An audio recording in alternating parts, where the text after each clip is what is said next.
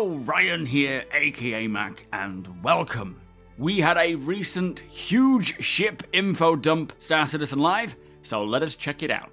As always, a huge thank you to all of my patrons and channel members. Thank you all so much for the support. It is truly appreciated. Plus, the TOBII Tracker 5 is still on sale at 20% off until the 1st of December. So it is a great time to pick one up if you are after one. And using that link will not just take you to the deal, but it also provides my channel with a direct kickback, helping to support my work. And a huge thank you to everyone who has done so already. So, as mentioned, Star Citizen Live was with a few members of the ship content team answering our questions and updating us on where certain things are in the pipeline, what changes are coming, and so on and so forth. Now, this was a really deep conversation about all sorts of things, and it was about 2 hours in length, so I am going to split it into two videos. Today's video, being part one, will be focusing on what they said, and then part two will be the community questions. Now, first up, they spoke about how they have delivered 27 new vehicles this year, and they say that they have been expanding the vehicle team, which has helped them to achieve this. Plus, they have changed their process to help them increase their throughput. Now, this is really good to hear, as 2 to 3 years ago, they were probably at the lowest number of resources in the vehicle team, with many members leaving CIG and so on, which resulted in many ships being sort of put on the backlog, like the Vanduul Merchantman, for example. Now, that said, that doesn't mean the BMM is going to suddenly come along, as they are less inclined to release ships without their functionality these days, but more so that the more vehicle developers available to them means that we will be getting closer to these ships on the backlog becoming a possibility, while continuing to not just build the new ships, but also support the other teams with their ship-based features. So really happy to see that they have actually been increasing the vehicle teams, as there is a lot of work to do for vehicles. Also, something to point out is that they haven't released a single concept ship this year. It has been all straight to flyable or drivable ships, which is great to see them keeping to their word on that and moving forwards in that direction. Now, next up, they spoke about engineering. As we know, engineering is coming in the next patch, hopefully tonight on the PTU for the Evocati. This is going to be Alpha 4.5. Now, as mentioned, the ship teams don't just make ships, they support all the other teams to get their features working with ships, and this is including engineering. There has been a lot of time spent updating the current ships ready to use engineering, while also ensuring that the new ships are available to use it straight away. Over the last 2 years, they have been replacing all of the old sort of pipe system, is what it was called back then, replacing it with this new resource network, which is the engineering systems. The pipe system was necessary just to get the ships and their components working so that the ships could fly, but the change was going to have to happen with the new resource network method. Now, this is the difficulty of supporting a live game while building stuff for the future as well, having to do things and then have to redo them. But they did say for the initial release of engineering, meaning 4.5, every ship will support it in some stage. So that means that every ship and vehicle will support engineering, just in various depths. For single-seat ships, they will be using this MFD, and it will offer a one-shot repairable option, which I assume is the same anyway for any ship, multi-crew or solo ships, being able to use your diagnostics MFD and hit fix. That will fix up any component at least once, up to 20% once it's been damaged. But this is primarily to support ships that don't have physical components that you can't go to and fix up using your multi-tool. But of course, that will be the case when they become physical. They will be repairable. They will also be continuing to physicalize all the other ship components as time goes on, and just throwing those into the verse with each patch. But for a lot of ships with interiors and, dedicated engineering sections, they will have physical components. But at the very least, all of them will support it, so no ship is left behind there. Also, in regards to ship armor, as we know on the tech preview, ships didn't have armor, but when it comes to the PTU, the first version, 4.5, armor will be in, and will, as they say, drastically change the behavior of ballistics and energy, and other methods, and will help to heavily differentiate between the different types of ships. Now, bear in mind, what they are talking about here is not, I don't think, the Maelstrom physical armor. This is more of a faked version of armor to kind of replicate where they're going with Maelstrom and give the impression that armor is there and it can account for penetration and so forth. Now, this is good to get confirmation that armor is coming for 4.5, but this change will absolutely change the dynamics, not just of combat, which of course will introduce so many new elements surrounding combat, but general day-to-day flight as well. Also, Jared did say that there is a new Inside Star Citizen airing next week on the engineering systems, although by that point we should know quite a lot about it because technically it should hopefully release tonight for the PTU, giving us all a good chance to get on with it and play with it.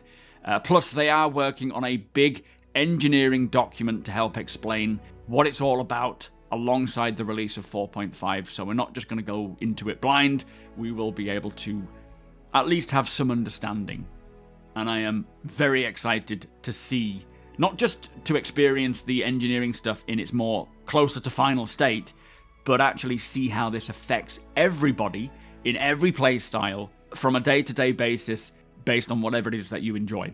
Now, next up, they spoke about Gold Standard and explained a little about what it was, and also differentiating between what a full rework is versus a Gold Standard versus a Mark II. Now, for ships that need a rework, a full rework, this means the current design doesn't fit the current game as it stands today, versus when they first concepted it or talked about it. And it needs to be remade to fit that goal. Usually it's like an interior change rather than a big exterior change like the 600i, for example. Now, the Gold Standard is just bringing the older ships up to the current standard of the newer ships. And this Gold Standard is an ever-moving goalpost. As the tech and new features get exposed and come into the game, ships will continuously need to be brought up to the Gold Standard, which is just, again, the nature of the beast with this project, having a live game that we can all play now versus where it's going in the future. And then a Mark II is basically where the Mark I fits the original vision and has a place in the game still, but they want to do a more modernized version, and they feel it can fit side by side. Kind of like what you see with cars. You see a Mark I versus a Mark II and so forth. Which actually leads on to the Aurora. Now, currently, the Aurora is getting its Gold Standard pass, which they say is coming next year, bringing the ship that we have now, the Aurora we have now, up to the current standards. So think about a recently released ship bringing all that stuff in to the Aurora series. Also, they want to bring the original paints along with it.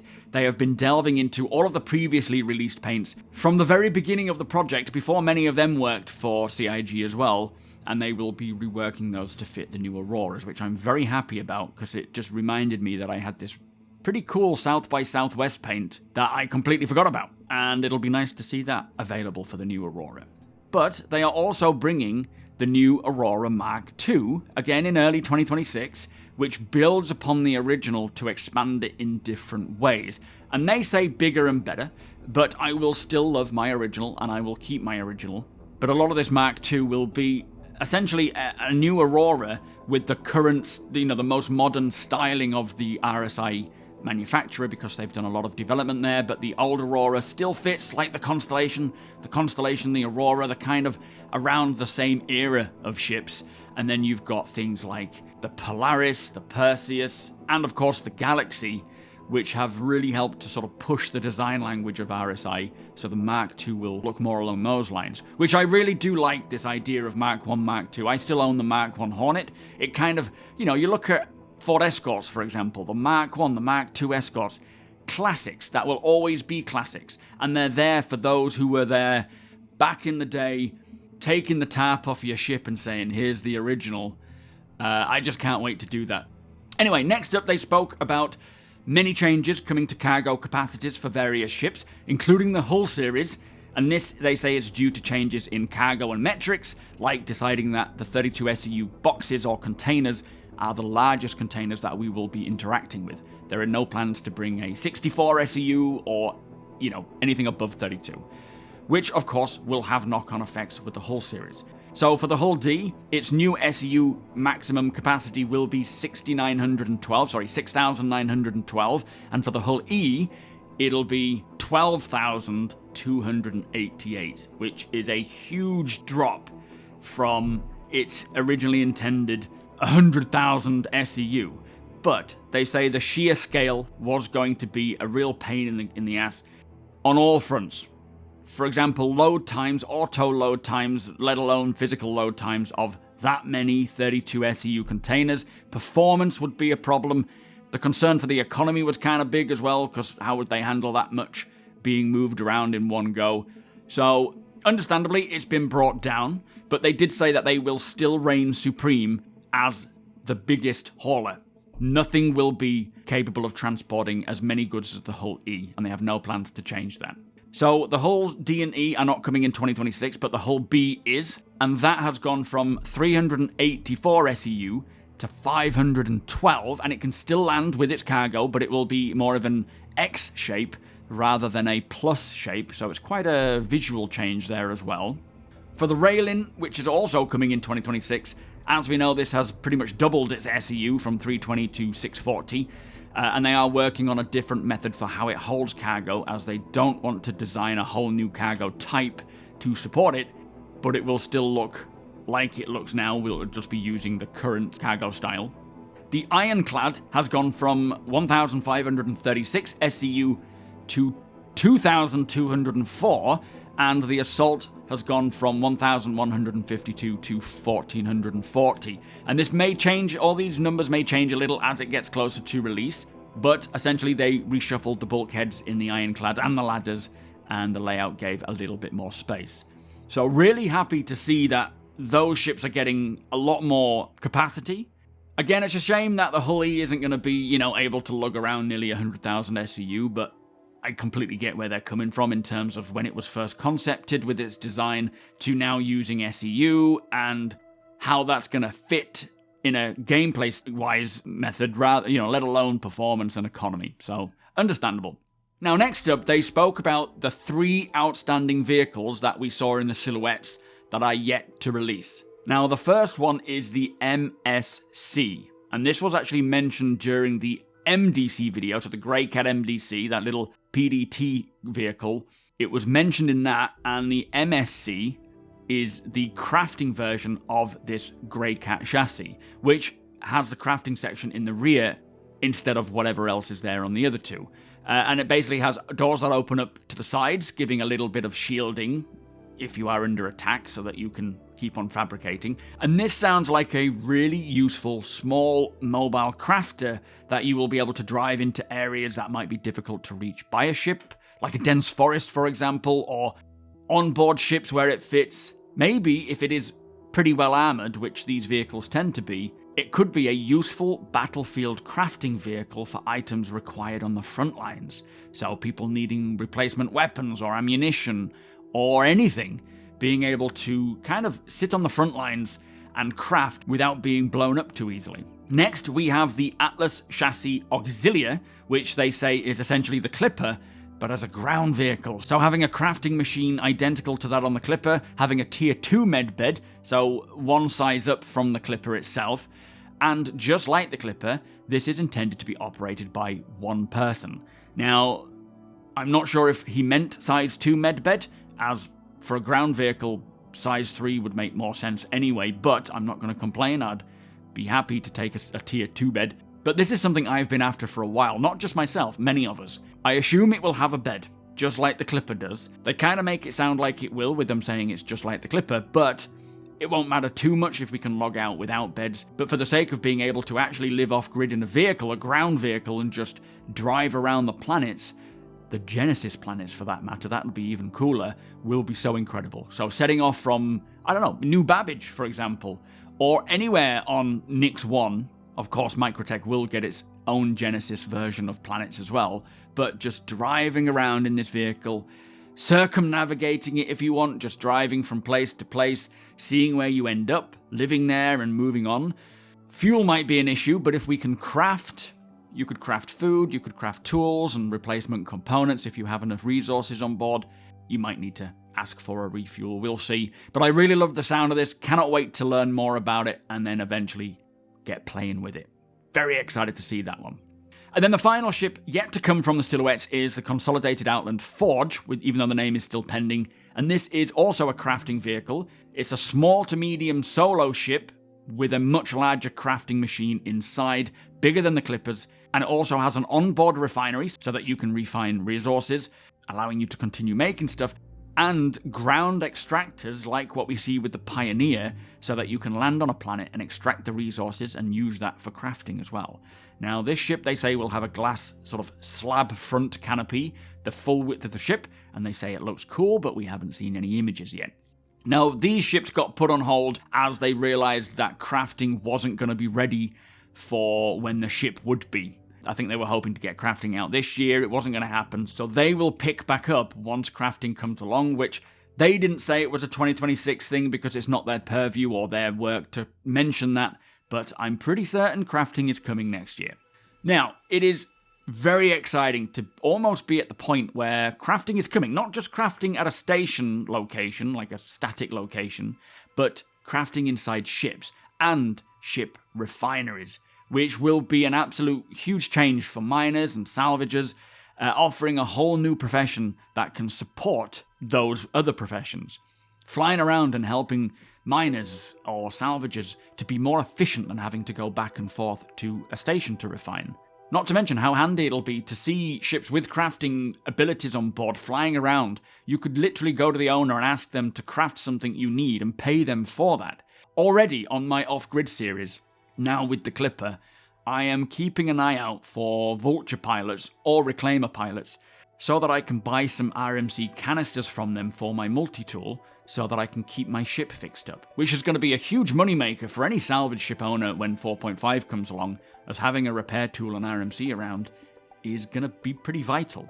But seeing a ship with crafting abilities will not just serve the owner to make money from people asking them, but anyone who might want something. You might be in desperate need of a new component, stranded somewhere, or planetside, and you see a player flying around in a forge, you could go and ask them to craft you one. And of course pay them. Now, I can just imagine what the wonderful random encounters will be, asking players to make stuff for you or making something for someone else and just chilling out and chatting while you're waiting for it to be completed. It is going to be so cool. Anyway, with that said, that was part 1 of the Ship Talk info dump, which is all focused on predetermined questions, answering, questions we might have. Part 2 will be focusing on the community questions, so questions from Twitch chat, which I will put out as soon as possible. If you are buying anything from the Impound, I can get you 5% off if you use the link below, plus any purchase made does support my channel, so it is much appreciated. If you do enjoy my videos, please do consider subscribing and helping the channel to grow. Also, I will be away from the 1st of December till the 11th, coming back on the 12th, so I'm hopefully going to have some videos scheduled to go live while I'm away, and then I will pick up from where I left off once I get back, literally as 4.5 is on the release. But I'm not complaining. I need a holiday. Also, come and hang out over at twitch.tv/SuperMacBrother. You are all more than welcome to watch me live, either here on YouTube or over at Twitch. Again, last stream is today until I get back, though, and we do have Twitch drops, so if you're still after that cool armor, come along. Hit the like button if you don't mind, it does the channel a big favor, and tick that notification bell if you would like to be notified when my videos go live. Again, a huge thank you to my patrons and channel members. Thank you all so much for your support. Thank you for watching, and I'll see you in the next one.